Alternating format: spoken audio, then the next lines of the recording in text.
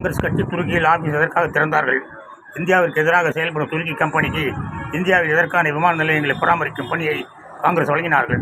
தேசிய விரோத காங்கிரஸ், தேசிய விரோத காங்கிரஸ். இது காங்கிரஸில் பார்த்து சோனியா அடிமை கூட்டம். அது கிடக்கட்டும். இது 2004 டிசம்பர் 13. அப்படின்னா மன்மோகன் சிங் ஆட்சிக்கு வந்துட்டார். அப்போ தான் சிபிஐ பேர் கோர்ட்டை சொல்லுது, lots of evidence against God man. Lots of evidence. Rajiv Gandhi கொலை தடா சட்டத்தில் விசாரித்தாங்க.